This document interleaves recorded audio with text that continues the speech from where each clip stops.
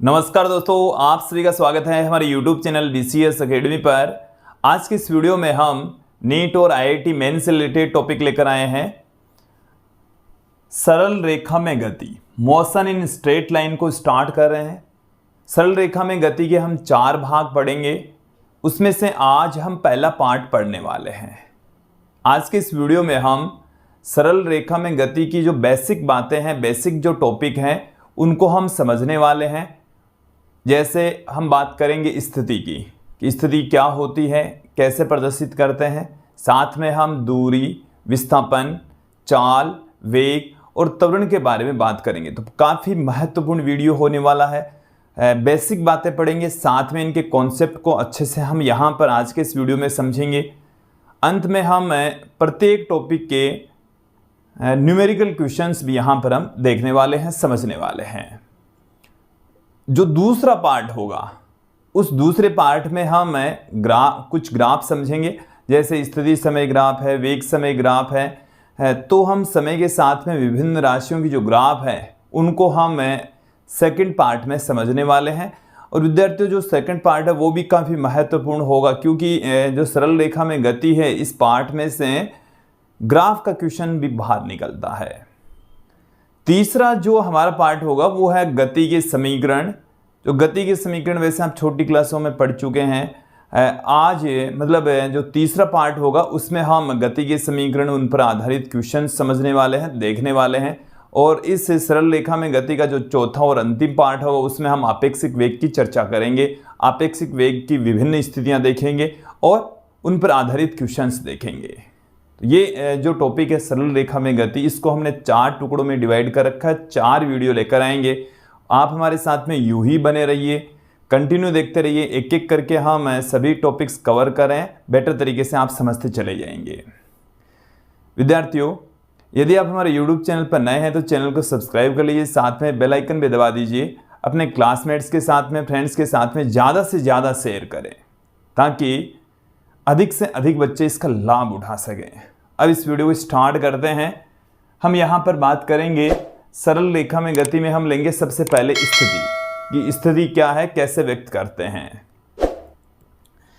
व्यक्त करने के लिए कौन कौन सी चीज़ों को हमें ध्यान रखना पड़ेगा, किन किन बिंदुओं की आवश्यकता है। तो सबसे पहले हम बात करते हैं स्थिति की पोजीशन की। हमारा पार्ट सबसे पहले हम क्या देखने वाले हैं, स्थिति, जिसे हम कह रहे हैं पोजीशन। तो देखिए, किसी भी कण की स्थिति को कैसे व्यक्त किया जाएगा। तो स्थिति हमें देखिए 2 चीज़ें इसमें इंक्लूड होती है। एक तो कण की दूरी और दिशा। कण की दूरी और दिशा, दूरी और दिशा दोनों कारक यहाँ पर आवश्यक है। किसी कण की स्थिति को, किसी पिंड की स्थिति को, जो प्रेक्षक से दूरी, हमें 2 चीज़ों की आवश्यकता होगी।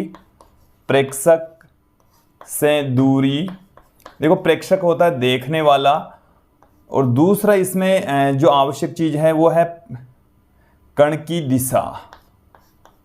कण की दिशा, तो ये दोनों चीज़ें आपस में मिलकर किसको बताएगी, स्थिति को व्यक्त करेगी।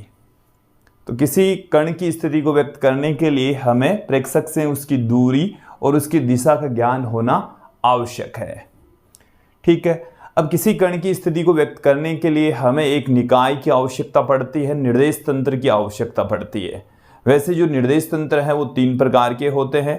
कार्तीय निर्देश तंत्र, उसके बारे में हम डिटेल से अध्ययन करेंगे, और हमारी जो भौतिकी है उसमें कार्तीय निर्देश तंत्र ही काफ़ी महत्वपूर्ण है, वही बार बार यूज में आता है। इसके अलावा गोलीय निर्देश तंत्र, और साथ में हम पढ़ते हैं बेलनाकार निर्देश तंत्र। बट जो मेन है वो कौन सा है, कार्टेशियन कोऑर्डिनेट सिस्टम, कार्तीय निर्देश तंत्र। इसको हम समकोणिक निर्देश तंत्र भी कहते हैं। देखिए, थोड़ा सा मैं आपको समझा दूं। कार्तीय निर्देश तंत्र, इसको हम कार्टेशियन कोऑर्डिनेट सिस्टम कहते हैं। इसको समकोणिक निर्देश तंत्र भी कहा जाता है। समकोणिक निर्देश तंत्र, अंग्रेजी में इसको कार्टेशियन कोऑर्डिनेट सिस्टम कहते हैं। इसमें विद्यार्थियों आप वैसे पहले ही पढ़ चुके हैं छोटी क्लासों में, 3 एक्सिस होती है। देखिए ये भी क्या है, 2 डायमेंशनल और 3 डायमेंशनल, 2 प्रकार से हम इसको डिवाइड कर सकते हैं। तो हमने यहाँ पर 3 डायमेंशनल वाला दिखाया है, इसमें 3 एक्सिस होगी, एक्स एक्सिस, वाई एक्सिस तथा जेड एक्सिस। तीनों एक दूसरे के परपेंडिकुलर होती है, ठीक है, तीनों एक दूसरे की क्या होगी, परपेंडिकुलर। और जहाँ पर भी ये प्रतिच्छेद करती है वहीं इनका मूल बिंदु हो जाएगा, जिसको हम ओ से व्यक्त करते हैं। किससे प्रदर्शित करते हैं, ओ से प्रदर्शित किया जाता है। अब देखिए इस में ये जो एक्सिस है, जेड एक्सिस, वो इस तरीके से बोर्ड के तल के लंबवत है, इस तरीके से मौजूद होगी। अब इस निर्देश तंत्र के अंदर हम किसी कण को बिंदु P से व्यक्त करें, जैसे जो बिंदु P है वो ऐसे है, ये तो जेड एक्सिस है, यहाँ से ऐसे है, यहाँ मौजूद है, बट इसको यहाँ पर तो अब दिखा नहीं सकते। इसको दिखाने के लिए हमें बोर्ड पर ही दिखाना पड़ेगा। ये जैसे हमारे पास में हो गया बिंदु P, और इसके ये है कोऑर्डिनेट, इनको हम कहते हैं निर्देशांक। इन्हें क्या कहा जाता है, निर्देशांक कहा जाता है। इसका मतलब है कि एक्स एक्सिस के ऊपर आप एक्स दूरी तय करें, वाई एक्सिस के ऊपर आप वाई दूरी तय करें, फिर जेड एक्सिस के ऊपर आपको कितना चलना है, जेड दूरी चलना है, तब जाकर आपको बिंदु P मिलेगा। तो यहां पर हमने पॉइंट P दिखाया है, जो किसी कण की स्थिति को बताता है, जिसकी कोऑर्डिनेट है एक्स वाई और जेड, एक्स वाई और जेड। अब देखो जो स्थिति है उसको हम एक सदिश के रूप में व्यक्त करेंगे, जिसको हम स्थिति सदिश आर वेक्टर कहते हैं। क्या कहा जाएगा, समकोणिक निर्देश तंत्र के अंदर स्थिति को आर वेक्टर से लिखा जाएगा। मैं देखो यहां पर आपके सामने ज्यादा थ्योरी पुट नहीं कर रहा, मेन जो बातें हैं वो आपके सामने रख रहा हूं। और उस स्थिति को हम जो कोऑर्डिनेट सिस्टम है, देखिए किसी कण की स्थिति को व्यक्त करने के लिए हमें एक निकाय की आवश्यकता है, एक निर्देश तंत्र की आवश्यकता है। हमने यहाँ पर समकोणिक या कार्टेशियन कोऑर्डिनेट सिस्टम लिया है, जिसमें 3 अक्षों का समुच्चय होता है। और ये जो एक्सिस है, इनके अनुदिश से जो एकांक सदिश है, वो हमने सदिश वाला जो टॉपिक था उसमें पढ़ चुके हैं। एक्स एक्सिस के अनुदिश से आई केप, वाई एक्सिस के अनुदिश जे केप, और जेड एक्सिस के अनुदिश एकांक सदिश होता है के केप। क्लियर। तो हम बिंदु P पर पहुंचे, उसके लिए हमें आवश्यक है कि आई केप दिशा में x दूरी, जे केप दिशा में y दूरी, और जेड एक्सिस के अनुदिश से जेड दूरी के केप की दिशा में चलनी पड़ेगी। तो यहां पर जो स्थिति सदिश होता है आर वेक्टर, ये व्यक्त किया जाता है x i cap plus y j cap plus z k cap. इस तरीके से किसी कण का स्थिति सदिश व्यक्त किया जा सकता है। तो ये आपको यहां तक समझ में आ जाना चाहिए।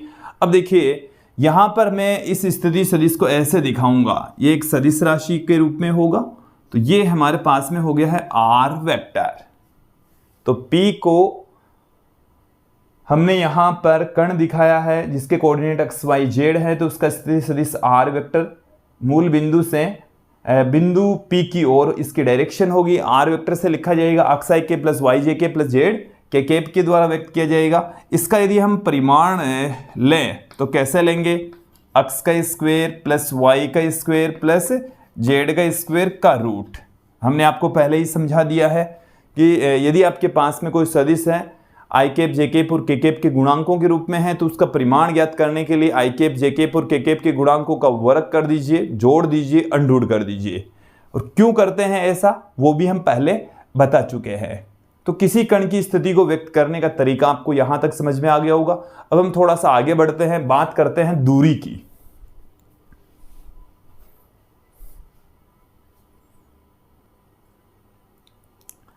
चलिए अब हम यहां पर बात करेंगे दूरी, डिस्टेंस की,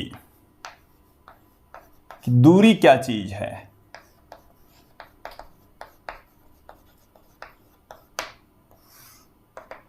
दूरी कि देखिए दो कणों के बीच में, एक कण से हम दूसरे एक कण ले रहे हैं, दो बिंदु ले रहे हैं, और एक बिंदु से दूसरे बिंदु तक यदि हम चल रहे हैं तो उस चले गए पथ की लंबाई है, वही क्या है, दूरी है।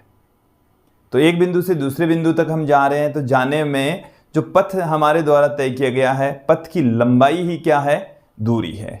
इसे मीटर में मापते हैं। किस में मापेंगे, मीटर में मापते हैं। ये एक अदिश राशि होती है। कैसी राशि होगी? अदिश राशि। इसका मान सदैव धनात्मक होता है। यदि कण विराम अवस्था में है तब देखिए दूरी शून्य हो जाएगी, तो दूरी कभी ऋणात्मक नहीं होती, सदैव धनात्मक होती है, अदिश राशि होती है। कैसी राशि है? अदिश राशि। इसका मात्रक मीटर होता है। बस यही कुछ महत्वपूर्ण बातें हैं, आप देख लीजिए। तो ये मैं आपके सामने पुट कर रहा हूं। यहां पर दूरी क्या है? पथ की लंबाई। एक बिंदु से आप दूसरे बिंदु तक जा रहे हैं तो चलने में जो तय किए गए पथ की लंबाई है वही क्या है? दूरी है। यह एक अदिश राशि है। इसका मतलब इसे व्यक्त करने के लिए दिशा की आवश्यकता नहीं होती, केवल और केवल इसका परिमाण होता है। फिर ये सदैव धनात्मक होती है। ये सदैव कैसी होगी? सदैव धनात्मक। सदैव धनात्मक होती है। दो बिंदुओं के मध्य दूरियां अनंत प्रकार से हो सकती है। अनंत प्रकार से दूरियों को हम व्यक्त कर सकते हैं। इसके साथ में इसके मात्रक की बात करें तो इसका जो मात्रक है वो क्या होगा? मीटर होगा। फिर इसकी विमा की बात करें तो इसकी विमा हो जाएगी L1 हो जाएगी। क्लियर? ये कुछ महत्वपूर्ण बातें आपके सामने रही है, तो यहां तक आपको कोई दिक्कत नहीं होनी चाहिए। एक दो एग्जाम्पल से हम दूरी को बेटर तरीके से समझ लेंगे कि दूरी क्या है। एक बिंदु से दूसरे बिंदु तक चले गए पथ की लंबाई अदिश राशि सदैव धनात्मक होती है, और यदि कण विराम अवस्था में है तो दूरी शून्य हो जाएगी, ऋणात्मक कभी भी नहीं होगी। और दो बिंदुओं के मध्य की दूरियों को हम अनंत प्रकार से व्यक्त कर सकते हैं। इसे आप समझ लीजिए कि जैसे हमारे पास में ये कोई पॉइंट है A, ये कोई पॉइंट है B, और यहाँ से हम चले यहाँ तक, तो ये तय की गई पथ की जो लंबाई है वो दूरी हो गई।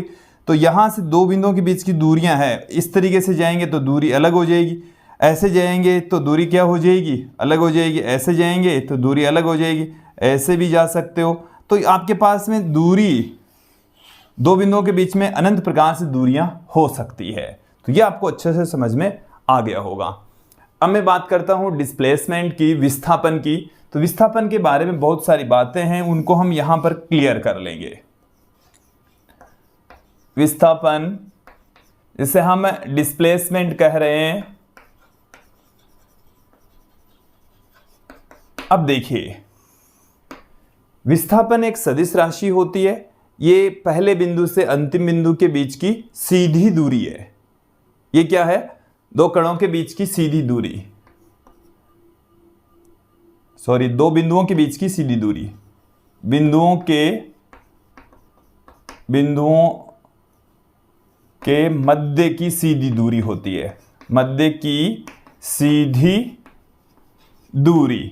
सीधी दूरी साथ में इसमें दिशा भी इंक्लूड होनी चाहिए कि वो कौन सी दिशा में है।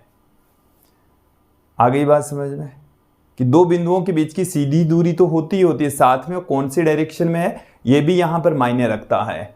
क्लियर? फिर मैं यहां पर बात करता हूं, ये एक सदिश राशि होती है। कैसी राशि है? क्योंकि यहां पर दिशा की भी आवश्यकता होती है, इसलिए ये कैसी राशि है? सदिश राशि है। विस्थापन धनात्मक हो सकता है, ऋणात्मक हो सकता है, शून्य हो सकता है। और दो बिंदुओं के मध्य की जो विस्थापन है वो अद्वितीय होता है, मतलब एक ही प्रकार से व्यक्त किया जा सकता है। चलिए मैं यहां पर आपको समझा दूं कि ये पॉइंट A है, ये पॉइंट B है, और यदि कोई कण ऐसे जा रहा है बट उसका विस्थापन क्या होगा? इन दोनों के बीच की सीधी दूरी से व्यक्त किया जाएगा, तो ये इसका विस्थापन होगा। और विस्थापन A और B बिंदु के बीच में एक ही तरीके से हो सकता है, जबकि दूरी तो ये भी हो सकती है, ये भी हो सकती है, ये भी हो सकती है, दूरी तो ये भी हो सकती है। दूरी तो अनंत प्रकार से हो सकती है, लेकिन दो बिंदुओं के मध्य का विस्थापन अद्वितीय होता है, दूसरे तरीके से उनको व्यक्त नहीं कर सकते। फिर हम बात करते हैं इसके मात्रक की। तो इसका मात्रक भी दूरी के मात्रक के समान मीटर ही होता है। सीजीएस पद्धति में सेंटीमीटर हो जाएगा। इसकी जो विमा है वो दूरी की विमा के समान ही m0 L1 T0 ही होती है। क्लियर? तो यहां तक आपको समझ में आ जाना चाहिए। अब देखिए कुछ तथ्य मैं आपके सामने रख रहा हूं, एग्जाम्पल भी मैं आपके सामने पुट करूंगा। जैसे एक जो तथ्य है कि विस्थापन का परिमाण कभी भी दूरी से अधिक नहीं हो सकता। विस्थापन का जो परिमाण है, क्योंकि विस्थापन तो नेगेटिव में भी हो सकता है, दूरी तो कभी नेगेटिव हो ही नहीं सकती, लेकिन यदि आप विस्थापन का परिमाण भी ले लें तो जब सीधी दूरी तय करता है कण, सीधे पथ पर चलता है, तो उसका विस्थापन और दूरी इक्वल हो जाएगी, लेकिन कभी भी विस्थापन दूरी से अधिक नहीं हो सकता। तो एक महत्वपूर्ण रिजल्ट यहाँ पर निकलता है कि जो दूरी है दो बिंदुओं के मध्य की, वो सदैव ही विस्थापन के परिमाण से अधिक होती है। बराबर भी हो सकती है लेकिन कम नहीं हो सकती, कम नहीं हो सकती। ये एक महत्वपूर्ण बात यहाँ पर मैंने आपको सामने रख दी है, क्लियर हो जानी चाहिए। अब मैं एक एग्जाम्पल से आपको बेटर तरीके से समझा देता हूँ कि हम जा रहे हैं एक गांव, हमारा गांव है ए, हमारा गांव कौन सा है ए से हम गए पहले बी, कौन से गांव में पहुंच गए बी में, और बी से हम पहुंच रहे हैं सी में, बी से हम कहाँ पहुंच गए सी में। जैसे मान लीजिए कि ए से बी तक की जो डिस्टेंस है वो है 6 किलोमीटर और यहाँ वाला एंगल 90 डिग्री, ये है 8 किलोमीटर। तो हमारे द्वारा तय की गई दूरी तो कितनी हो जाएगी, तय की गई दूरी, तो दूरी हो गई, पहले हमने 6 किलोमीटर दूरी तय की, फिर 8 किलोमीटर दूरी तय की, और कुल मिलाकर हमने 14 किलोमीटर की दूरी तय की। समझ आ गया। यदि यहां पर मैं बात करूं विस्थापन की, कि विस्थापन कितना होगा, डिस्प्लेसमेंट कितना होगा, तो विस्थापन होता है पहले बिंदु से अंतिम बिंदु के बीच की सीधी दूरी।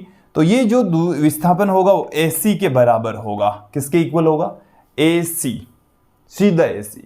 आपको B पर जाने की जरूरत नहीं है। विस्थापन तो दो प्रारंभिक बिंदु और अंतिम बिंदु के बीच की सीधी दूरी होती है। एक एक स्टेटमेंट को आप सुन लीजिए। तो यहां से यहां तक की जो डिस्टेंस है, ये वाली जो डिस्टेंस है, ये है विस्थापन। ये क्या है, यहां पर विस्थापन है विद्यार्थियों।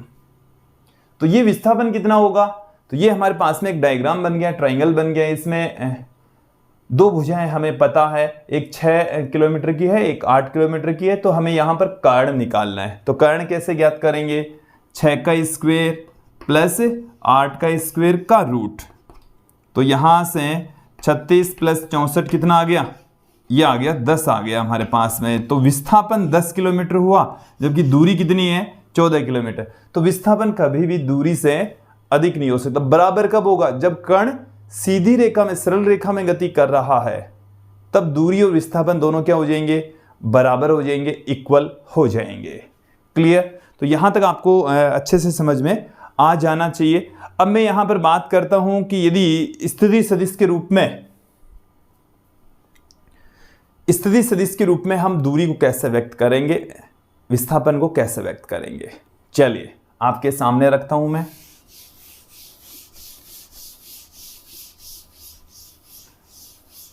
देखिए हम लेकर चल रहे हैं, हमारे पास में एक है कार्टेशियन कोऑर्डिनेट सिस्टम।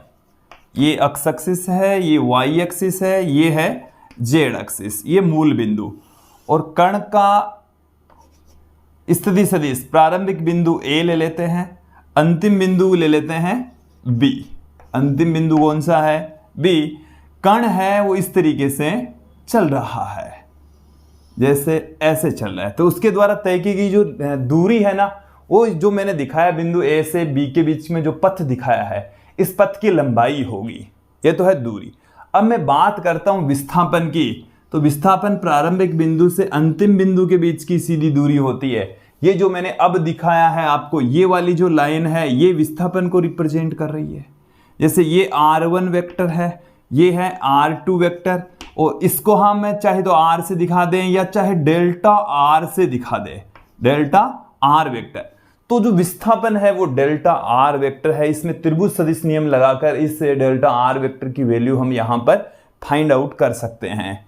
त्रिभुज सदिश नियम क्या है, त्रिभुज सदिश नियम,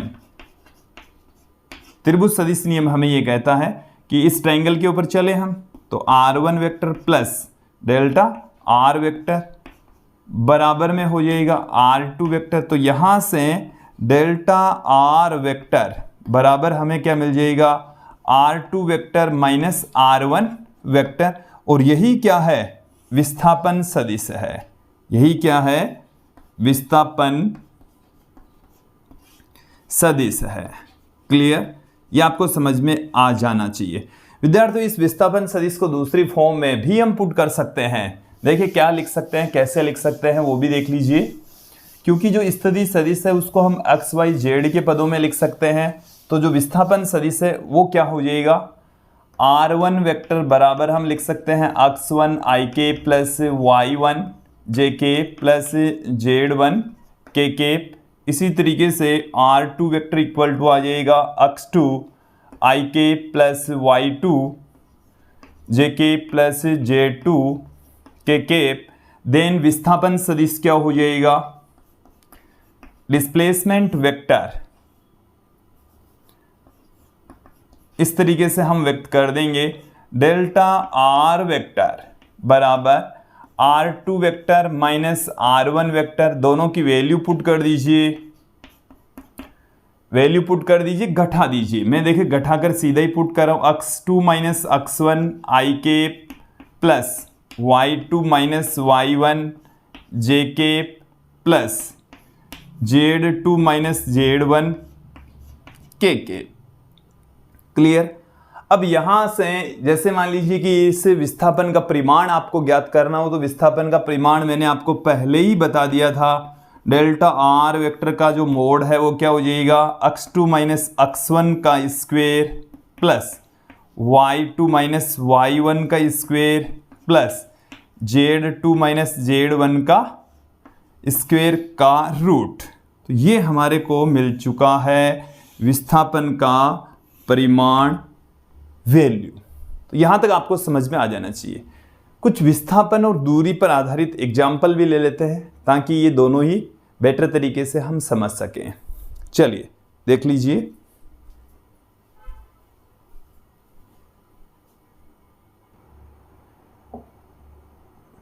विद्यार्थियों, विस्थापन और दूरी पर आधारित कुछ क्वेश्चंस यहां पर अब देख लेते हैं।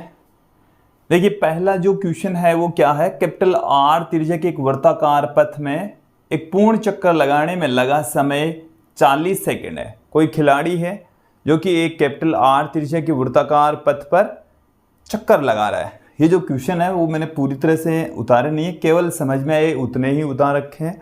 ये आप क्वेश्चंस आपको हमारे जो नोट्स है उनमें मिल जाएंगे। NCERT की पाठ्य पुस्तक से हमने लिए हैं और कुछ हूबहू लिए हैं, तो कुछ हमने उसी टाइप के लिए हैं। ठीक है, तो देखिए यहां पर आप देखें कैपिटल R त्रिज्या के वृत्ताकार पथ में एक पूर्ण चक्कर लगाने में लगा समय कितना है? 40 सेकंड का है। पूरा एक चक्कर लगाने में कितना समय लग रहा है? 40 सेकंड। तो 2 मिनट और 20 सेकंड में तय की गई दूरी और विस्थापन कितना होगा ये हम देख लेते हैं। चलिए 2 मिनट और 20 सेकंड में चक्रों की संख्या देख लेते हैं। सबसे पहले हम क्या देख लेते हैं? चक्रों की संख्या। कितने चक्कर हो जाएंगे? तो चक्रों की संख्या देखिए, टोटल जो समय है 120 सेकंड ये हो गया, 20 ये हो गया, तो 140 सेकंड। एक चक्कर में लगा समय 40 सेकंड, तो ये कितना हो गया? 3.5 चक्कर हो गए। टोटल कितने चक्कर हो गए? 2 मिनट 20 सेकंड में जो खिलाड़ी है वो वृत्ताकार पथ पर कितने चक्कर लगा लेगा? 3.5 चक्कर लगा लेगा। ऐसे चक्कर लगा रहा है, यहां से चला वो, फिर यहां से ये 1 चक्कर हो गया, फिर 2 हो गया, फिर 3 हो गया, फिर ये 3.5 हो गया, तो यहां पहुंच गया वो। ऐसे चला और यहां पहुंच गया 3 चक्कर के बाद में। तो दूरी तो कितनी हो जाएगी? देखो 3.5 चक्कर और 1 चक्कर में तय की दूरी है 2 पाई r, तो ये तो 7 पाई r दूरी होगी। दूरी तो कितनी होगी? 7 पाई r। अब हम बात करते हैं विस्थापन की। डिस्प्लेसमेंट कितना होगा? तो विस्थापन तो क्या है? A से B तक की सीधी दूरी, ये यहां से इसके केंद्र से जो दूरी है r, ये भी r, तो विस्थापन कितना होगा? 2r होगा। विस्थापन तो कितना होगा? 2r। और दूरी कितनी होगी? 7 पाई r। आपको समझ में आ जाना चाहिए, ये रेडियस प्लस ये रेडियस 2r हो गई, इसके व्यास के इक्वल विस्थापन होगा। दूरी कितनी हो जाएगी? 2 पाई r का 3.5 गुना। क्लियर? क्योंकि इसकी जो पूरा एक चक्कर लगाने में जो तय की दूरी है वो 2 पाई r है, वृत्त की परिधि के इक्वल है। क्लियर? अगला जो क्वेश्चन है वो देखिए कि एक वायुयान है 400 मीटर उत्तर की ओर, 300 मीटर दक्षिण की ओर और फिर चल रहा है 1200 मीटर ऊपर की ओर। जैसे ये हमारे पास में कोई बिंदु है, ठीक है, यहां से वो जा रहा है 400 मीटर उत्तर की ओर। ये उत्तर दिशा है, इधर क्या है उत्तर, इधर क्या है दक्षिण, ठीक है। तो ये इधर चला गया, ये 400 मीटर, कितनी दूरी तय कर ली इसने 400 मीटर। फिर 300 मीटर दक्षिणी की ओर, तो 300 मीटर वापस आया, ये कितने मीटर आया, यहां पहुंच गया। ए से ये बी पर गया, बी से ये आ गया सी पर। ये जो डिस्टेंस है यहां से यहां तक की ये 300 मीटर है। कितनी डिस्टेंस है 300 मीटर। फिर ये जा रहा ऊपर, ऐसे जा रहा ऊपर की ओर, तो ऐसे में यहां पर इसको इस तरफ दिखा दूं, ये जा रहा है 1200 मीटर। इधर कितना जा रहा है, ये 1200 मीटर है। कितनी दूरी है 1200 मीटर। ये डी पर पहुंच गया। हमें दूरी ज्ञात करनी, पहले तो देखो दूरी तो कितनी हो जाएगी, दूरी हमें मिल चुकी है 300 प्लस 400 प्लस 1200, तो ये तो दूरी तो कितनी हो गई है 1900 मीटर। कितनी हो गई 1900 मीटर हो गई। क्लियर। विस्थापन हो गया यहां से यहां तक की सीधी दूरी, ये हो गया 90 डिग्री का एंगल। तो यहां से ये हमें पता है कितनी हो जाएगी, ये पूरी 400, ये 300, तो ये हो गई है डिस्टेंस 100 मीटर। कितनी हो गई है, एसी कितनी हो गई 100 मीटर। ये सीडी कितनी है 1200 मीटर। तो एडी निकालनी है, तो एडी बराबर क्या हो गया, एसी का स्क्वायर प्लस एडी का स्क्वायर का रूट। तो एसी तो कितना है 100 का स्क्वायर प्लस 1200 का स्क्वायर का रूट। क्लियर। तो यहां से देखिए क्या आ जाएगा, 100 तो बाहर निकल जाएगा। कौन बाहर निकल गया, 100 बाहर निकल गया। तो 100 तो बाहर निकल गया और यहां पर रह गया 1, यहां पर तो क्या रह गया 1, यहां पर रह गया 12 का स्क्वायर, 12 का स्क्वायर हो गया 144।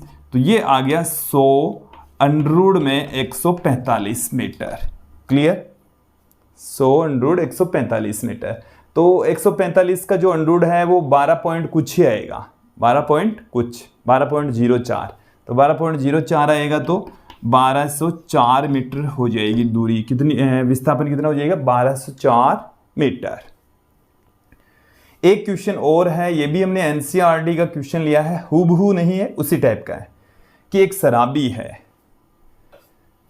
जिसने शराब पी रखी है, 5 कदम वो आगे चलता है, फिर 3 कदम वो पीछे चलता है। शराब के नशे में 5 कदम आगे, फिर 3 कदम पीछे, फिर 5 कदम आगे 3 कदम पीछे। उसके चलने का तरीका यही है, सरल रेखीय पथ पर गति कर रहा है। ये क्वेश्चन में दिया हुआ है सब कुछ।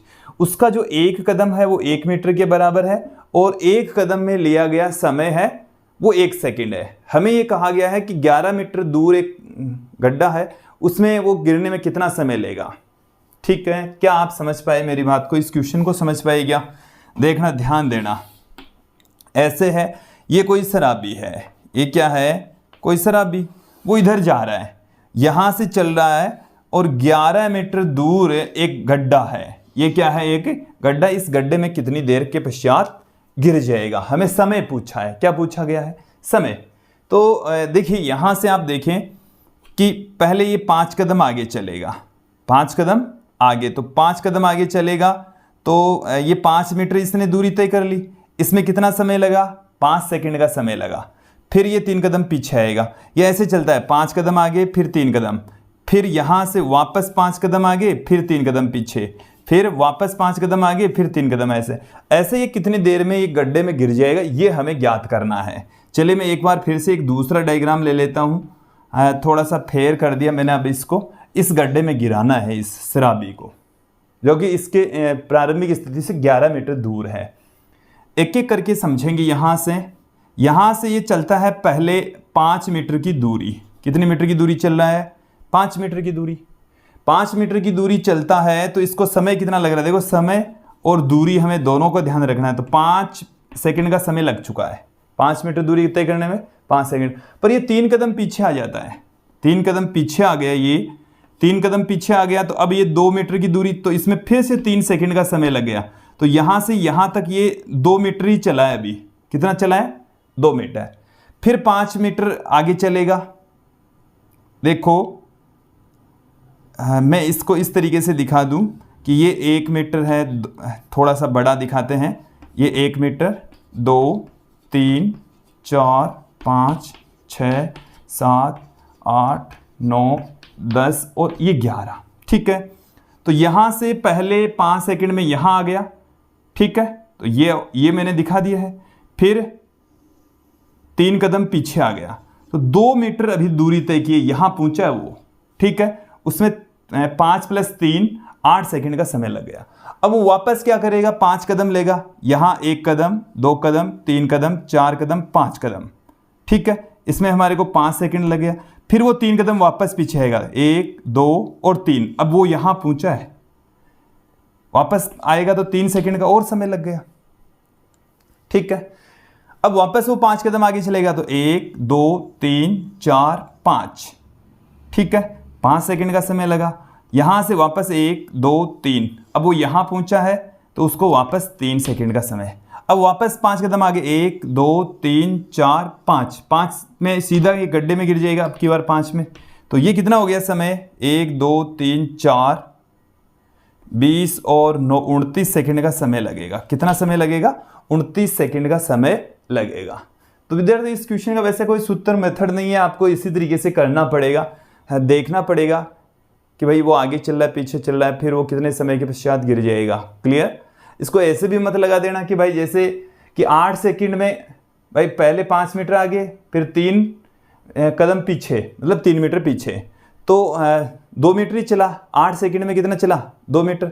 तो भाई 2 मीटर चलने में 8 सेकंड का समय लगता है, तो ये तो भाई 11.5 मतलब 11 मीटर है। तो 10 सेकंड के अंदर तो कितनी बार चलेगा ये, मतलब 40 सेकंड तो वही हो गए। और क्योंकि 2 मीटर तय करने में 8 सेकंड लग रहे हैं, तो 1 मीटर तय करने में 4 सेकंड हो गया। तो 11 मीटर की जो दूरी है वो 44 सेकंड में तय करेगा। पर ऐसा नहीं है, लास्ट में जब ये 5 कदम चलेगा ना तो सीधा गिर जाएगा, वापस नहीं आएगा।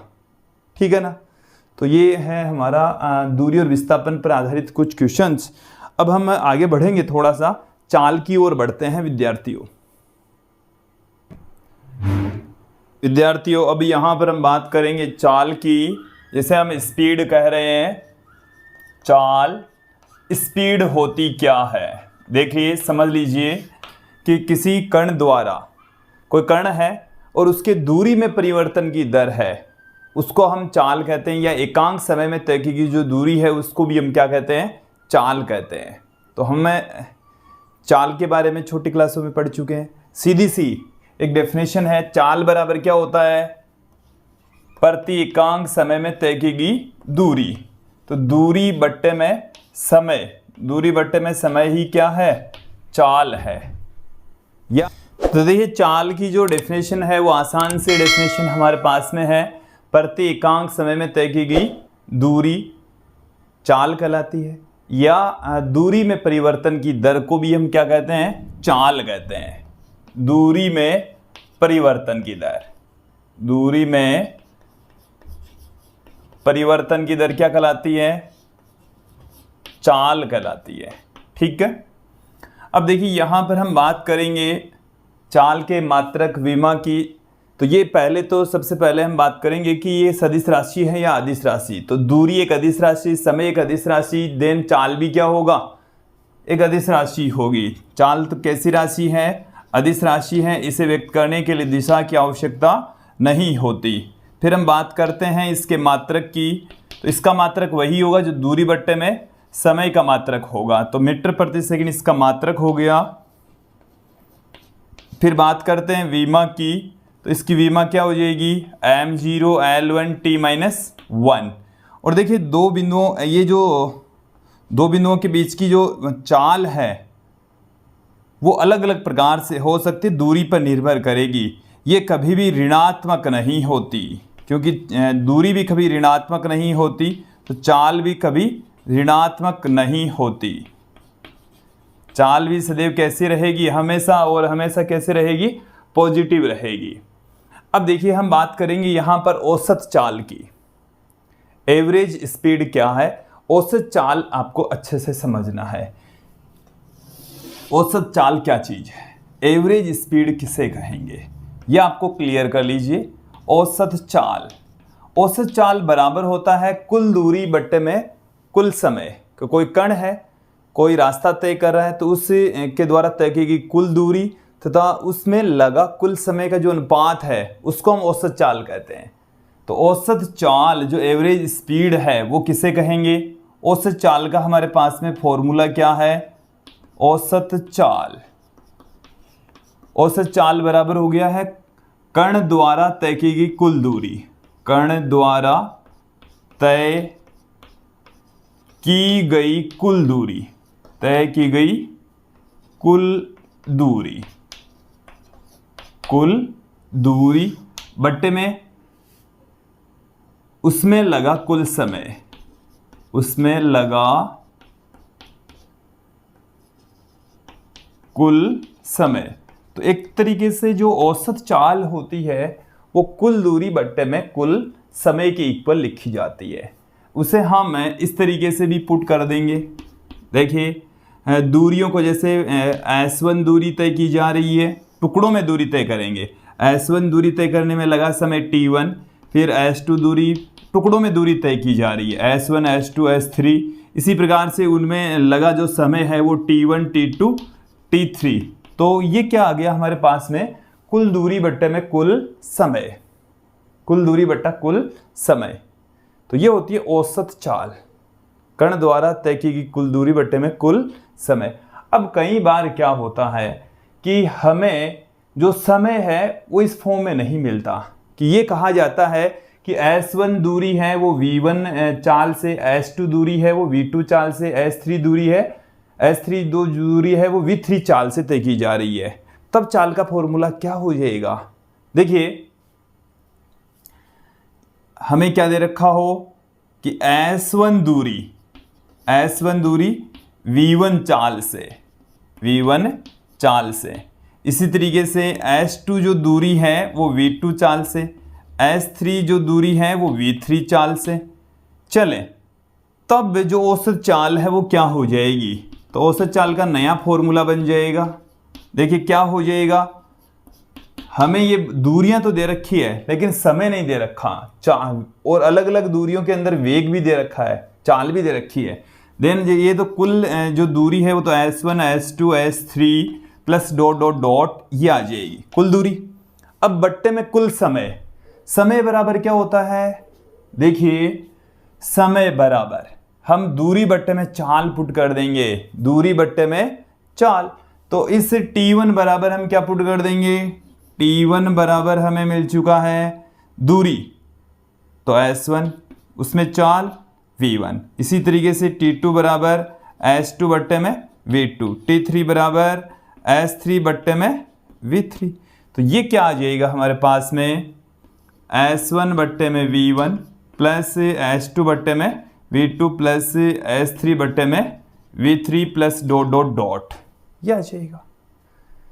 तो औसत चाल किसके बराबर है? कुल दूरी बट्टे में लगा कुल समय। ठीक है, कुल दूरी बट्टे में कुल समय हमें इस फॉर्म में लिखना है। इस फॉर्म में हमारे पास में औसत चाल आ जाएगी। अब एक चीज ऐसा हो सकता है कि अब की बार आपको दूरी ना दी जाए, समय दे दी जाए कि T1 समय में वेग रहता है V1, T2 समय में वेग रहता है V2। इस तरीके से थोड़ा सा समझना है इसको।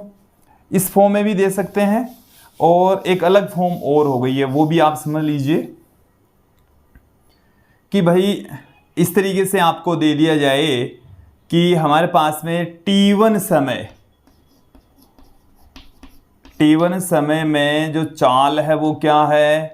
V1।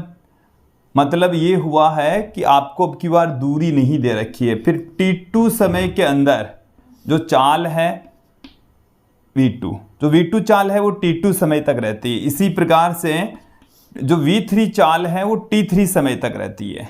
ऐसा है उस कंडीशन में। तो ये तो एक कंडीशन हो गई जब आपको क्या नहीं दिया हुआ हो, समय नहीं दिया हुआ हो तब। और यदि आपको दूरी डिस्टेंस नहीं दे रखी हो जबकि समय और अलग अलग समयांतराल में जो वेलोसिटी है, जो स्पीड है वो दे रखी हो, तब जो औसत चाल है वो क्या हो जाएगी?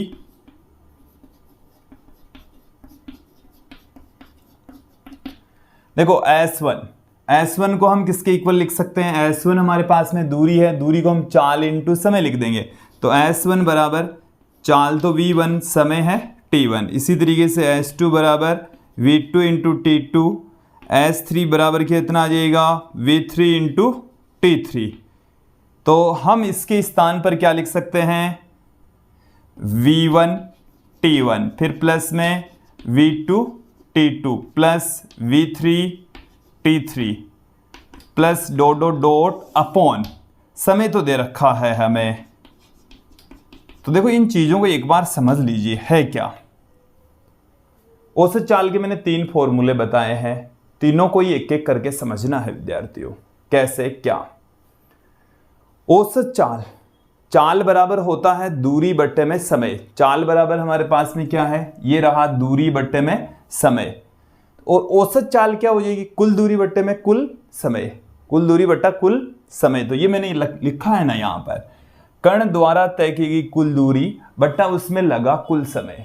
तो कण द्वारा तय की गई कुल दूरी और उसमें लगे कुल समय का जो अनुपात है वो औसत चाल के इक्वल होता है। ठीक है, अब कुल दूरी को हम S1 S2 S3 इन सब की योग के बराबर, कुल समय को T1 plus T2 plus T3 plus dot dot dot ऐसे पुट कर देंगे। अब होता क्या है, कई क्वेश्चंस में हमें ऐसे मिलता है कि भाई S1 जो दूरी है वो V1 चाल से, S2 जो दूरी है वो V2 चाल से, S3 जो दूरी है वो V3 चाल से, मतलब समय नहीं दे रखा, तब औसत चाल कितनी होगी ऐसा पूछ लेते हैं। क्या आप मेरी बात को समझ पाए, मतलब समय नहीं देते हैं, ये कह देते हैं कि भाई इतनी दूरी इतनी चाल से चलते हैं, फिर इतनी दूरी इतनी चाल से चलते हैं, तो औसत चाल कितनी होगी ऐसे पूछ लेते हैं। चलिए मैं आपको बताता हूं, एक क्वेश्चन बताता हूं, तब आपको ये बेटर तरीके से समझ में आएगा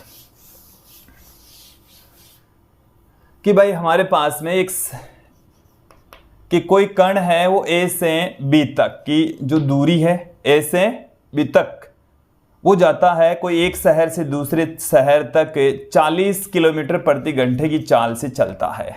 कितने की स्पीड से जा रहा है, 40 किलोमीटर प्रति घंटे की चाल से जा रहा है। ठीक है, चाल दे रखी है A से B तक, और फिर B से A तक जब वापस लौटता है तब उसकी स्पीड होती है 60 किलोमीटर प्रति घंटा। तो औसत चाल क्या होगी, देखो मेरी बात को सुनना, पहले वो जा रहा है A से B पर, A से B पर 40 किलोमीटर प्रति घंटे की चाल से, B से A पर जा रहा है वो 60 किलोमीटर प्रति घंटे की चाल से। तो इसमें औसत चाल क्या होगी, हम क्या करते हैं 40 प्लस 60 100 बट्टे में 2 कर देते हैं, इन दोनों का जोड़कर 2 का भाग लगा देते हैं, 50 आ जाता है। तो औसत चाल इसकी हम 50 कर देते हैं, बट ऐसा नहीं है, ऐसा नहीं है। तो फिर कैसा है, ये जो डिस्टेंस है वो हम S कंसीडर कर लें, तो जाते समय भी दूरी S, आते समय भी दूरी S।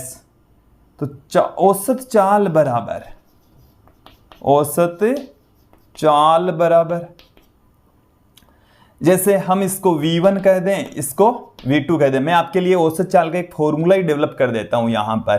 तो जाते समय जो दूरी है वो S, फिर आते समय भी दूरी S, फिर समय, जाते समय कितना समय लगेगा, समय बराबर क्या होता है दूरी बट्टे में वेग।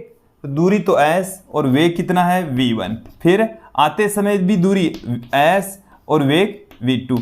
तो यहां से ऊपर से S कॉमन ले लेंगे तो 2 रह गया, और नीचे से भी S कॉमन ले लेंगे तो 1/V1 प्लस में 1/V2। S से S तो कैंसिल हो गया, यहां से 2 बट्टे में V1 प्लस V2, और ये V1 V2 ऊपर चला गया। देखो फॉर्मूला क्या हो गया औसत चाल का, 2V1 V2 बट्टे में V1 प्लस V2 हो गया है। तो 2 गुणा 40 गुणा 60 बट्टे में V1 प्लस V2 कितना हो गया, 100 हो गया है। तो 1 0 से 1 0, फिर 1 0 से 1 0, 6 चौक 24 और 2 48 किलोमीटर प्रति घंटा आ रही है औसत चाल। जबकि हमने इन दोनों को जोड़कर जब 2 का भाग लगाया तब कितनी आई, जब 50 आई। और ऐसे औसत चाल कितनी आ रही है, 48। सही आंसर यही है, 48 किलोमीटर पर आवर। आ गई बात समझ में। तो जो हम सोच रहे हैं वैसा नहीं है। ये फॉर्मूला आप डायरेक्ट ध्यान रखें कि जाते समय और आते समय दूरी समान है या समान दूरी है, कि S दूरी की आधी दूरी इस चाल से और शेष आधी दूरी इस दूसरी चाल से, V1 चाल से V2 चाल से, तब ये फॉर्मूला लगाना 2V1 V2 upon V1 plus V2। Clear. तो इस फॉर्म में लिखेंगे जब हमें समय नहीं दे रखा हो, और जब हमें दूरी नहीं दे रखी हो तो इस फॉर्म में लिखेंगे। यह आपको क्लियर कर लेना है, समझ लेना है, ठीक है। अब मैं यहाँ पर आपको ये वाला फॉर्मूला भी औसत चाल के लिए ध्यान रखना है। एवरेज जो चाल है उसके लिए जब आधी दूरी मतलब दो दूरियां बराबर बराबर हो, क्लियर। अब मैं आपको एक फॉर्मूला बताता हूं कि यदि समय के साथ में जो चाल है वो यदि लगातार बदलती है, चाल है वो यदि समय के रेस्पेक्ट लगातार चेंज होती रहती है, तब उस चाल को हम किस तरीके से, औसत चाल को किस तरीके से लिख सकते हैं। ये भी हमारे पास में एक इंटीग्रेशन की फॉर्म में फॉर्मूला होता है। औसत चाल बराबर इंटीग्रेशन, देखिए ये यहाँ पर हमारे को v इंटू टी का सबका योग करना है, ठीक है। चाल बदल रही है, पहले v1 है, फिर अगले क्षण कितनी हो गई v2। जैसे मान लीजिए कि v चाल रहती है dt समय में, dt समय में चाल क्या रहती है v, और फिर उन सब का जोड़ कर लेते हैं बट्टे में। देखो उसमें लगा समय तो dt समय लग रहा है। देखो पहले औसत चाल का ये वाला फॉर्मूला हो गया। अब कईयों को लग रहा है भाई आया कैसे, तो पहले देखो dt समय में समय, और dt समय में जो चाल है वो है v, तो v इंटू समय, तो ये तो हो गई दूरी, और ये हो गया dt। अब यहाँ पर कुल जो दूरी है वो तो इंटीग्रेशन, ये हो गई कुल समय। ऐसा नहीं कि पहले ही इनको काट दे, ऐसा नहीं करना है। आगे बात समझ में है, यहाँ तक समझ में आ जाना चाहिए। तो औसत चाल को हम इस फॉर्म में भी पुट कर सकते हैं, ऐसा हम लिख सकते हैं विद्यार्थियों, ठीक है। अब हम बढ़ते हैं थोड़ा सा आगे, हम बात करते हैं यहाँ पर वेग की। एक बार इनको हटा देता हूँ, फिर हम वेग की बात करेंगे। इससे पहले मैं बात कर लेता हूँ एक तात्क्षणिक चाल की, इंस्टेंटेनियस स्पीड। चलिए इन्हीं को हटाकर हम औसत चाल के पश्चात देख लेते हैं तात्क्षणिक चाल।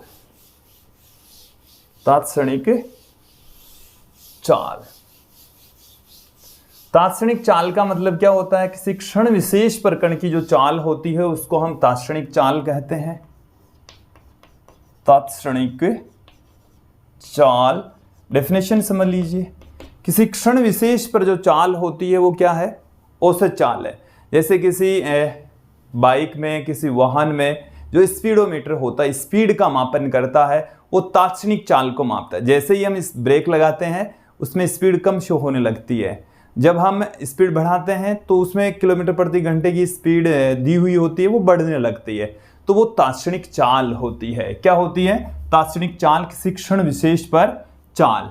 तो देखिए चाल बराबर होता है दूरी बट्टे में उसमें लगा समय, और दूरी को हम यहाँ पर देखिए अक्स अपोन में चाल को हम क्या लिखें, अक्स बट्टे में टी से लिख सकते हैं। कई बार इसको डेल्टा अक्स अपोन में डेल्टा टी से भी लिख सकते हैं।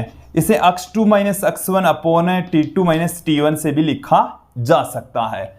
तात्क्षणिक चाल में क्या हो जाएगा, तात्क्षणिक चाल के अंदर जो समय है वो बहुत कम होगा, किसी क्षण विशेष पर चाल होगी, किसी क्षण विशेष पर चाल।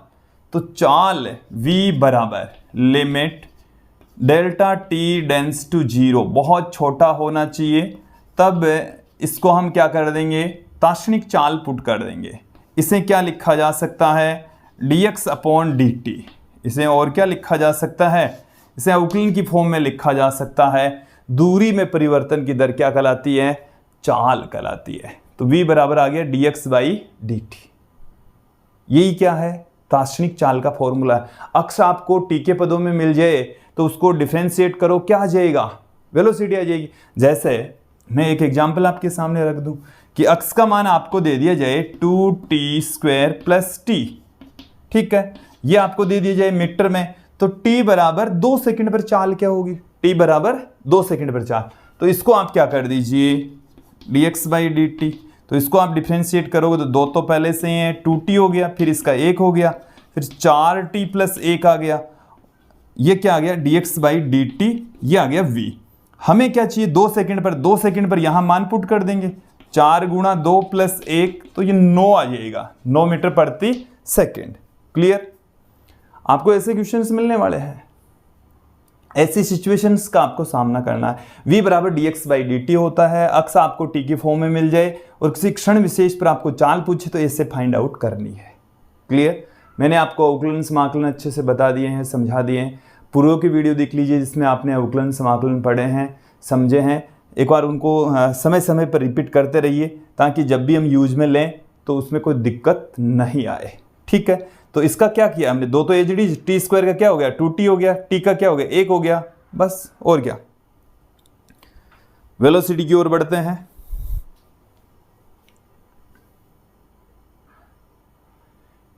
विद्यार्थियों अब हम आगे बढ़ते हैं, बात करेंगे यहां पर वेग की, वेलोसिटी।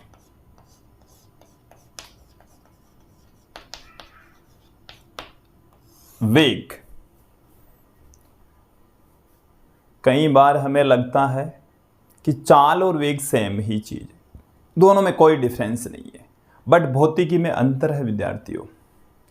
चाल का मतलब होता है दूरी में परिवर्तन की दर, दूरी बट्टा समय, और वेग का मतलब है विस्थापन में परिवर्तन की दर, विस्थापन बट्टे में समय। तो दोनों में डिफरेंस है, क्योंकि दूरी और विस्थापन में अंतर है इसलिए चाल और वेग में भी अंतर है। तो वेग किसे कहेंगे, विस्थापन में परिवर्तन की दर क्या कहलाती है, वेग कहलाता है। विस्थापन में परिवर्तन की दर या एकांक समय में कण द्वारा तय किया गया विस्थापन, दोनों डेफिनेशन हो गई, एक ही तरीका है, दोनों का मीनिंग एक ही है। ठीक है, विस्थापन सदिश राशि, इसलिए जो वेग है, वेलोसिटी है, वो भी एक सदिश राशि होती है। विस्थापन शून्य हो सकता है, ऋणात्मक हो सकता है, धनात्मक हो सकता है, इसलिए वेग भी धनात्मक, ऋणात्मक और शून्य हो सकता है। ठीक है, हालांकि वेग और चाल का मात्रक विमा सेम है। देख लेते हैं एक एक करके सभी बिंदु। इसकी जो डेफिनेशन है वो हमें क्या कहती है, एकांक समय में कण द्वारा तय किया गया विस्थापन। एकांक समय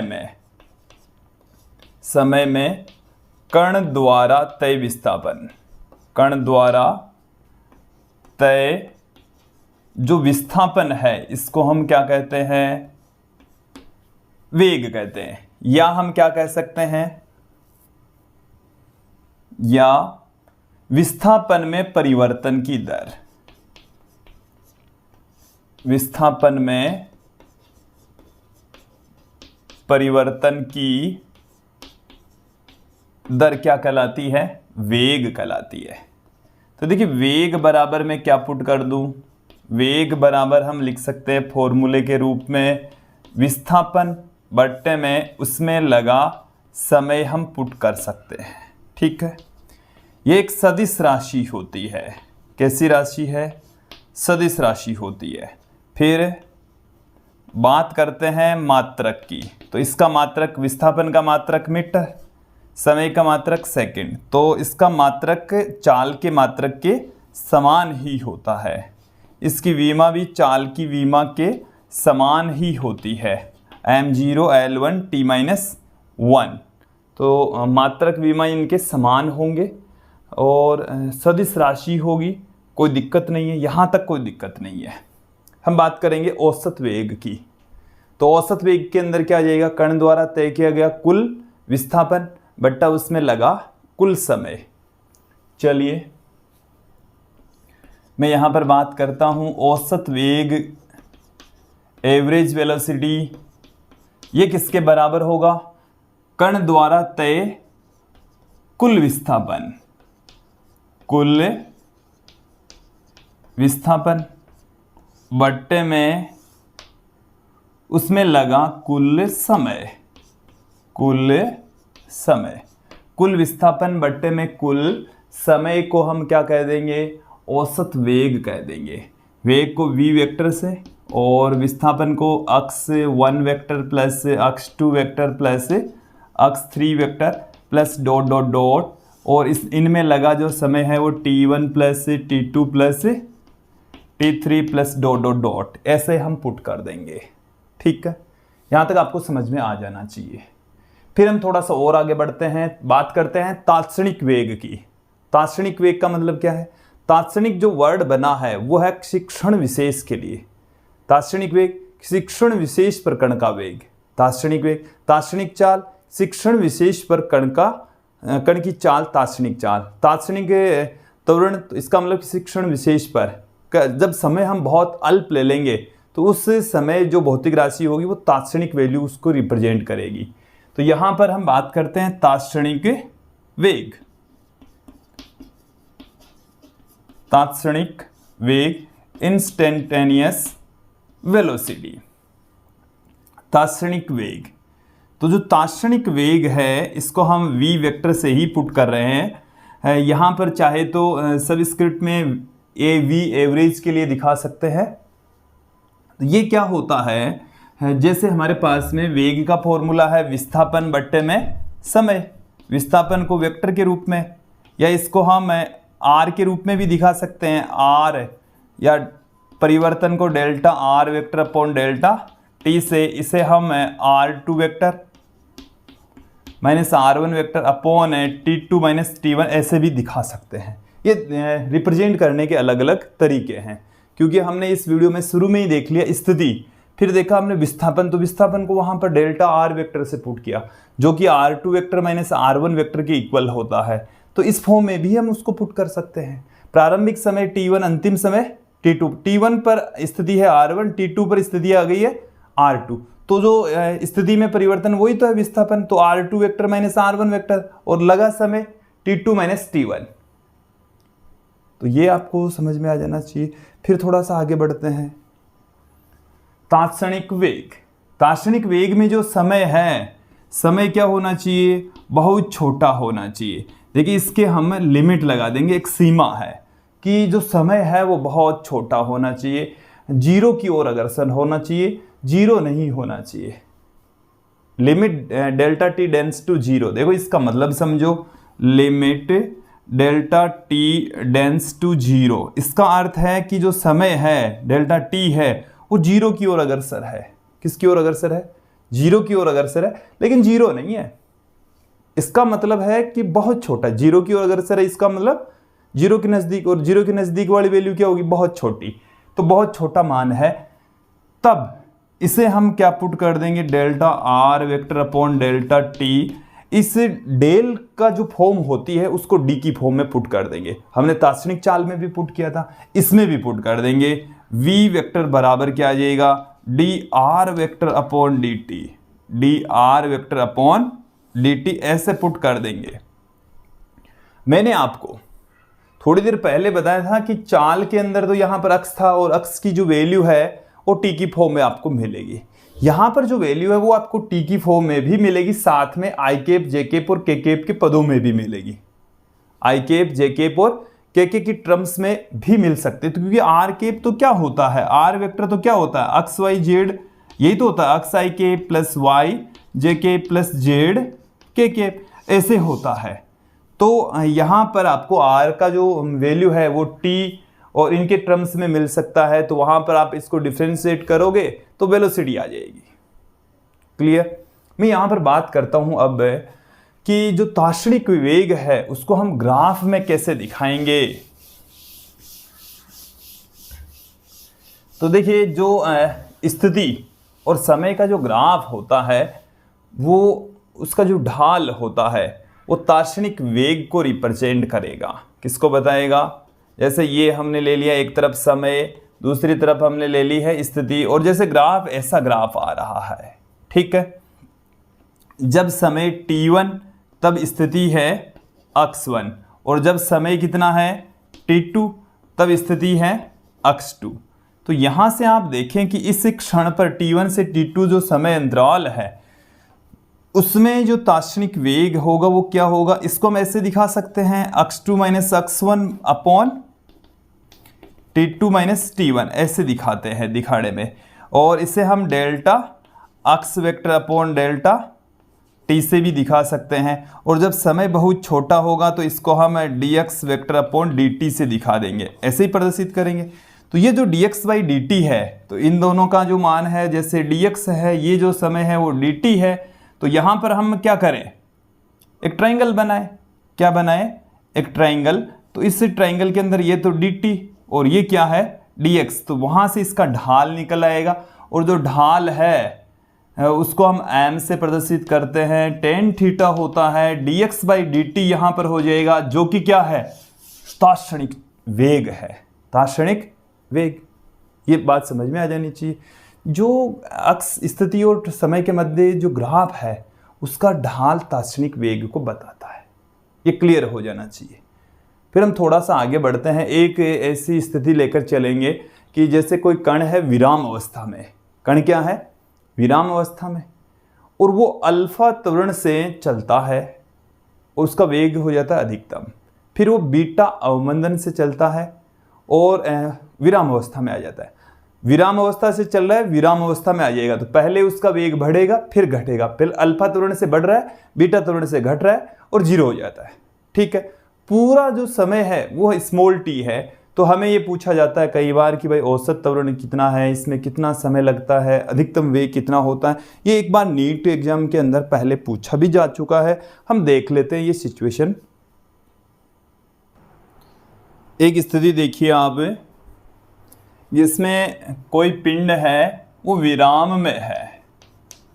कौन सी अवस्था में है, विराम में। चलिए, वो यहाँ तक चलता है अल्फा त्वरण से। कितने त्वरण से चल रहा है, अल्फा त्वरण से t1 समय तक, फिर बीटा मंदन से, क्योंकि स्थिति को समझें, t2 में, और यहाँ पर फिर विराम में आ जाता है। जो एक ऐसा बिंदु होता है वहाँ पर उसका वेग अधिकतम हो जाता है। ठीक है, तो टोटल जो समय लगता है वो स्मॉल t समय है। इट मीन्स ये हो गया है कि t1 प्लस t2 दोनों का योग स्मॉल t के इक्वल है। समझें आप एक बार इसको, कि हमारे पास में एक ऐसी सिचुएशन है जिसमें कण विराम अवस्था में, अल्फा त्वरण लगता है, उसका वेग अधिकतम हो जाएगा। फिर बीटा मंदन लगता है। मंदन भी एक प्रकार का त्वरण है जो कि वेलोसिटी को डिक्रीज करता है। ठीक है, तो अधिकतम होने के पश्चात डिक्रीज होते होते जीरो हो जाएगी बीटा मंदन से। और इसमें पूरी घटना में जो समय लगता है वो टी समय, जब अल्फा त्वरण जब तक रहता है तब तो वो समय है t1, बीटा त्वरण जब तक लगता है वो समय है t2, और टोटल जो समय है वो t। हमें पिंड द्वारा तय की गई दूरी निकालनी है, कितनी दूरी तय करता है, अधिकतम वेग क्या होगा। हमें क्या क्या दे रखा है, अल्फा, बीटा और t दे रखा है बस। ठीक है, चलिए ज्ञात करते हैं। तो प्रथम स्थिति में यहाँ से लेकर यहाँ वाली स्थिति के अंदर हम देख लेते हैं, जो v मैक्सिमम है वो ज्ञात करेंगे। v बराबर क्या होता है, u प्लस 80। तो यहाँ पर अधिकतम अंतिम वेग है जो v मैक्सिमम, प्रारंभिक वेग 0, त्वरण है अल्फा और समय है t1। तो यहाँ से t1 बराबर निकल गया है v मैक्सिमम अपॉन में अल्फा। दूसरी सिचुएशन में यहाँ से यहाँ पर भी हम v बराबर u प्लस 80 लगा दें, v बराबर u प्लस 80। तो अंतिम वेग 0, यहाँ पर इस स्थिति से इस स्थिति तक तो प्रारंभिक वेग है वो v मैक्सिमम, और अब की बार मंदन लग रहा, बीटा समय है t2। तो यहाँ पर t2 बराबर कितना आ गया, t2 बराबर आ गया v मैक्सिमम बट्टे में बीटा, यह आ गया। कुल समय हमें मिल चुका है t बराबर t1 प्लस t2, जो कि क्या हो जाएगा, v maximum upon alpha plus v maximum upon beta. v maximum ये आ गया alpha plus beta upon alpha beta. मैंने एलसीएम लेकर इसको ऐसे सॉल्व कर दिया है, ये आ गया t आ चुका है हमारे पास में, क्या आ गया है t।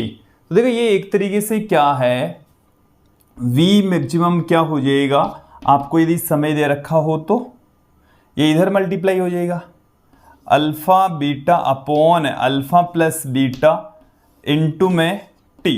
ये आपके पास में जो अधिकतम वेग होता है पूरी यात्रा के दौरान वो आ चुका है। ठीक है, अब देखिए तय की गई दूरी बराबर ut प्लस हाफ 80 स्क्वायर होता है। ठीक है, तो u तो 0 हो गया, 1/2 a हमारे पास में हो गया alpha beta upon alpha plus beta, और ये आ गया टी स्क्वायर। तो ये हमारे पास में जो दूरी है, ये वाला फॉर्मूला पूछा जाता है, नीट एग्जाम में पूछा जा चुका है पहले भी, तो आपको इसका ध्यान रखना है, अच्छे से समझ लेना है। यहाँ पर मैं कुछ रिजल्ट्स आपको और बता दूँ कि जैसे हमने एक रिलेशन देखा, समझा कि दूरी का मान सदैव बड़ा और इक्वल होगा विस्थापन के परिमाण से, विस्थापन के परिमाण से। ठीक उसी प्रकार से ही जो चाल होती है वो सदैव बड़ी इक्वल होगी वेग के परिमाण से। ये रिजल्ट हो गया, इसको भी एकदम क्लियर कर लीजिए। देखिए विद्यार्थियों, समझें आप कि वेग, क्योंकि जो विस्थापन है वो धनात्मक ऋणात्मक शून्य हो सकता है। विस्थापन क्या हो सकता है? धनात्मक ऋणात्मक और शून्य। तो वेग भी क्या होगा? सिमिलर, धनात्मक ऋणात्मक और शून्य। यदि विस्थापन शून्य तो वेग भी शून्य हो जाएगा, विस्थापन शून्य तो वेग भी क्या हो जाएगा? शून्य हो जाएगा।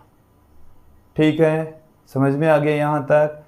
तो धनात्मक ऋणात्मक शून्य हो सकता है, ये एक रिलेशन यहाँ पर होगा। चाल कभी भी वेग से कम नहीं हो सकती। ठीक है, कुछ क्वेश्चंस देख लेते हैं, फिर हम आगे बढ़ेंगे।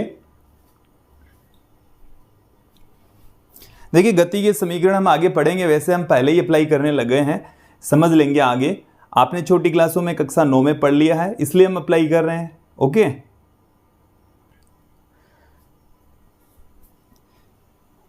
एग्जाम्पल देख लेते हैं। पहला जो एग्जाम्पल हमारे पास में है वो क्या है कि यदि किसी कण का वेग v बराबर at plus B T square है, तो a और b जहां कांस्टेंट है और इस कण द्वारा 1 सेकंड और 2 सेकंड के बीच में तय की गई जो दूरी है वो क्या होगी। क्वेश्चन एक बार समझ लीजिए। हमें वेग दे रखा है t के पदों में, हमें दूरी ज्ञात करनी है। 1 सेकंड से जब वो 2 सेकंड तक का जो समय होता है उस समय अंतराल में तय की गई दूरी ज्ञात करनी है, जहां a और b दोनों कांस्टेंट है। चलिए देखिए, हमें वेलोसिटी दे रखी है, v बराबर कितना दे रखा है? at plus B T square. देखिए इससे जो v है इसको हम ds बाई डी टी से पुट कर देंगे, हमें दूरी निकालनी है। तो दूरी में परिवर्तन की दर से इसको हम पुट कर देंगे, तो at plus B T square ऐसे पुट कर देंगे। तो ds बराबर हम क्या लिख सकते हैं? at plus B T square put कर देंगे, ये डी टी यहाँ आ जाएगा। समाकलन कर देंगे। अब इसका क्या कर दिया जाए? समाकलन करने पर क्या मिल जाएगा हमें? इसका समाकलन तो क्या हो जाएगा? s हो जाएगा। इसका समाकलन क्या हो गया? s हो गया। इधर भी हम समाकलन कर देंगे, at square plus B T square D T. तो देखिए इसका समाकलन देख लीजिए, s बराबर क्या हो जाएगा? a तो कांस्टेंट, टी स्क्वायर का हो गया टी क्यूब बट्टा 3 प्लस बी। देखो यहाँ पर केवल क्या है? t है, तो टी स्क्वायर बट्टे में 2 हो गया, यहाँ पर टी क्यूब बट्टे में 3 हो गया, और यहाँ पर लिमिट नहीं है इसलिए समाकलन नियतांक c हो गया। ठीक है, t बराबर 1 सेकंड पर, t बराबर 1 सेकंड पर जो s है उसको मैं s1 कह दूं। तो 1 सेकंड जब यहाँ पर हम पुट कर देंगे तो a बट्टे में 2 प्लस ये भी 1 पुट कर दिया तो b बट्टे में 3 प्लस c हो जाएगा। और t बराबर 2 सेकंड पर क्या हो जाएगा? s2 बराबर, अब की बार t का मान 2 पुट कर देंगे, 2 का स्क्वायर कितना हो गया? 4, 4 के अंदर 2 का भाग लगाएंगे 2, तो 2a, फिर 2 यहाँ पुट करेंगे तो 8 बट्टा 3 b, 8 बट्टा 3 b प्लस में c। अब हमें क्या ज्ञात करनी है? दूरी, और दूरी 1 सेकंड से 2 सेकंड के बीच में, उसको मैं s से पुट कर दूं तो वो है s2 माइनस s1 के बराबर। तो s2 माइनस s1, s2 की वैल्यू कितनी है? 2a प्लस 8 बट्टा 3 b प्लस c, फिर माइनस में क्या है? s1 a by 2 b by 3 minus c, तो c से c तो सीधा कैंसिल हो गया। यहाँ से 2a में से a बाई 2 घटाएंगे तो 3 बट्टा 2a आ गया, 8 बट्टा 3b, यहाँ से एक और घट गया तो 7 बट्टे में 3b रह गया। ये इसका आंसर हो गया। और क्या? अगले क्वेश्चन की ओर बढ़ते हैं। किसी कण पर बल लग रहा है और बल के अधीन विस्थापन समय के मध्य संबंध ये है। विस्थापन और समय के बीच में ये रिलेशन दे रखा है। बल न्यूटन में है, समय सेकंड में है, विस्थापन मीटर में है। ये सब कुछ हमें इस क्वेश्चन में ही दे रखा है, मैंने यहाँ पर पूरी जानकारी नहीं लिखी है। और जब वेग शून्य होता है तब विस्थापन कितना होगा, हमें विस्थापन की वैल्यू ज्ञात करनी है जब वेग शून्य होगा। तो पहले हमें उस समय को ज्ञात करना होगा जब वेग शून्य है, जब वेग क्या हो, शून्य हो। चलिए देखिए हमारे पास में ये रिलेशन है, t बराबर अंडरूट x प्लस 3। देन यहां से इसको हम क्या पुट कर देंगे, अंडरूट x बराबर t माइनस 3, x बराबर हो गया t माइनस 3 का स्क्वायर, t माइनस 3 का स्क्वायर हो गया। dx बाई डी टी, हमें वेग ज्ञात करना है तो dx बाई डी टी तो क्या हो गया 2t माइनस 3। इसको मैं t के रेस्पेक्ट डिफरेंशिएट कर देता हूं। ये आ गया हमारे पास में, ये आ गया वेग, ये क्या आ गया वेग। और जब वेग कितना हो, जब v 0 तो 0 बराबर क्या आ गया, समय कितना आ जाएगा 2t माइनस 3। तो यहां से t बराबर आ गया 3 सेकंड आ गया। t बराबर कितना आ गया 3 सेकंड। अब हमें यहां पर जब वेग 0 होता है तब समय कितने समय पर 0 होता है, 3 सेकंड पर वेग 0 होता है। हमें विस्थापन ज्ञात करना है, क्या ज्ञात करना है, विस्थापन। तो x बराबर हमारे पास में है t माइनस 3 का होल स्क्वायर, t का मान पुट कर दो 3 माइनस 3 का होल स्क्वायर, x बराबर 0 आ गया। तो जब वेग 0 होता है तब विस्थापन शून्य होता है। विस्थापन कितना होता है, शून्य। इस क्वेश्चन का सॉल्यूशन था। वीडियो थोड़ा सा बड़ा हो गया है विद्यार्थियों, कुछ क्वेश्चंस हम अगली वीडियो में लेंगे। इस वीडियो में एक टॉपिक हम और देख लेते हैं, एक्सेलरेशन, त्वरण। इन पर आधारित जो क्वेश्चंस हैं वो अगले वीडियो में भी हम चर्चा करेंगे। अगले वीडियो में हम ग्राफ के बारे में भी चर्चा करने वाले हैं। चलिए पहले एक्सेलरेशन देख लेते हैं, त्वरण।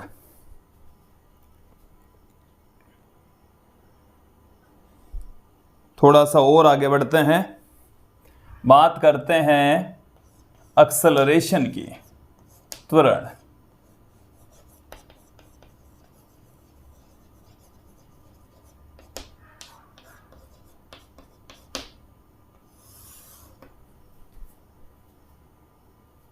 एक्सेलरेशन क्या है, वेग में परिवर्तन की दर त्वरण कहलाती है। वेग में परिवर्तन की दर एक्सेलरेशन कहलाती है, त्वरण कहलाती है। वेग में परिवर्तन तथा उसमें लगे समय का जो अनुपात है वो त्वरण कहलाता है। तो त्वरण एक्चुअल में है क्या, वेग में परिवर्तन। यदि कोई कण एक समान वेग से उसकी वेलोसिटी चेंज नहीं हो रही, इट मीन्स क्या है, उसका त्वरण 0 है। वेलोसिटी दो तरीके से चेंज हो सकती है, एक उसकी दिशा बदले प्लस में परिमाण। तो परिमाण बदले तो भी वेलोसिटी चेंज होती है और दिशा बदले तो भी वेलोसिटी चेंज होती है। दोनों बदलती है तब तो होगी। ठीक है, तो त्वरण कब क्रिएट होगा, जब वेलोसिटी चेंज होगी, वेग में परिवर्तन होगा।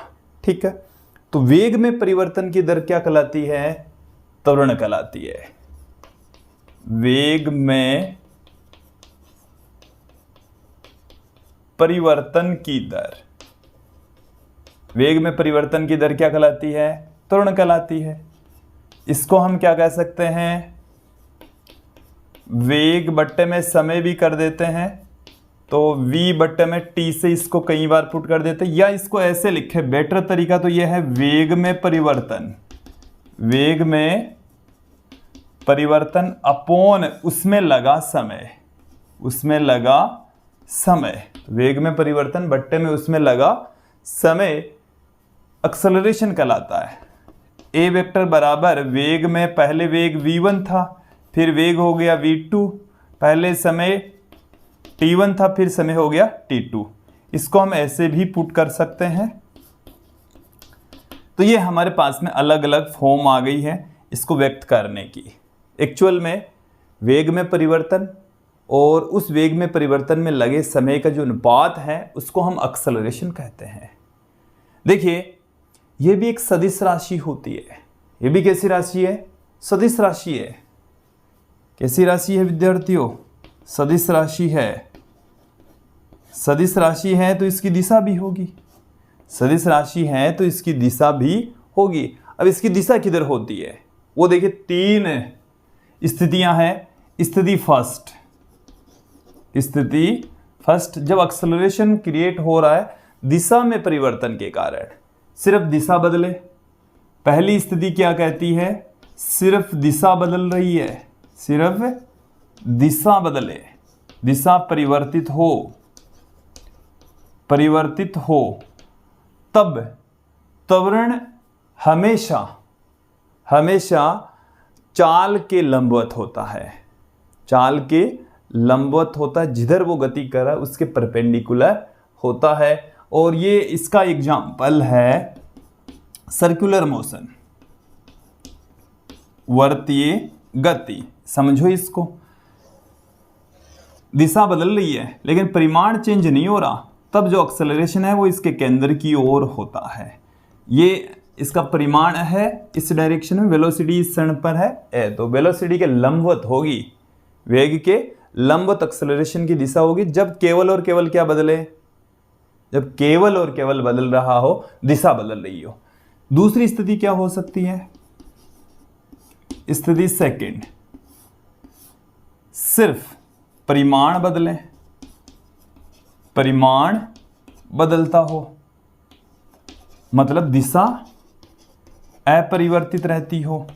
तो उस कंडीशन में जैसे कोई कण है वो पृथ्वी की सतह से ऊपर फेंका गया हो या वो पृथ्वी की सतह पर आकर गिर रहा हो, तो दोनों ही स्थितियों के अंदर सिर्फ परिमाण चेंज होगा, दिशा चेंज नहीं होगी, सेकंड वाली स्थिति होगी। और इस स्थिति में जो त्वरण की डायरेक्शन है, त्वरण की दिशा वेग की दिशा में, किधर, वेग की दिशा में या विपरीत दिशा में, या विपरीत दिशा में भी हो सकती है। देखो दोनों स्थितियां, विपरीत दिशा में, जैसे कण जा रहा है ऊपर तो त्वरण तो नीचे ही है, कण नीचे आ रहा है तो भी त्वरण तो नीचे ही है। तो वेग चाहे ऊपर हो चाहे नीचे, त्वरण नीचे है तो कई बार उसके उसी दिशा में, वेग की दिशा में या विपरीत दिशा में त्वरण की डायरेक्शन हो सकती है। लेकिन जब परिमाण बदलता हो उस कंडीशन में सिर्फ दिशा बदल रही है, तब दोनों एक दूसरे के क्या होते हैं, परपेंडिकुलर होते हैं, दोनों एक दूसरे के लंबवत होते हैं। एक स्थिति ऐसी भी आती है जब क्या हो, ये सिर्फ क्या है, वेग का है, वेग की दिशा बदले, ये वेग का सिर्फ क्या बदले, वेग का परिमाण और दिशा दोनों बदल रही हो, परिमाण व दिशा दोनों ही परिवर्तित हो, दोनों ही परिवर्तित हो, तब देखिए इसका जो एग्जाम्पल है वो है प्रक्षेप्य गति, प्रक्षेप्य गति। और उस कंडीशन में दोनों के ही लंबवत, वेग के और वेग की जो दिशा होती है उसके, मतलब यहाँ पर जो एक्सेलरेशन की डायरेक्शन है, देखो ऐसे, यहाँ पर ऐसे है तो वेग की डायरेक्शन तो इधर, जबकि ये एक्सेलरेशन होगा इधर, एक्सेलरेशन नीचे की ओर। तो इस स्थिति में 3 स्थितियां हो सकती हैं, तीनों स्थितियां मैंने एक एक करके आपको बताई है। अब देखिए वापस लौटते हैं इधर ही, एक सदिश राशि तो हो ही गई, फिर उसके पश्चात मात्रक, तो इसका मात्रक क्या हो जाएगा, मीटर पर सेकंड स्क्वायर, सीजीएस में सेंटीमीटर पर सेकंड स्क्वायर। विमा क्या हो जाएगी इसकी, m0 L1 t-2 इसकी विमा हो जाएगी। तो ये तो है एक्सेलरेशन से रिलेटेड कुछ महत्वपूर्ण बातें। अब मैं यहाँ पर बात करूँगा औसत त्वरण और तात्क्षणिक त्वरण की। औसत त्वरण और तात्क्षणिक त्वरण दोनों कंडीशन देख लेते हैं।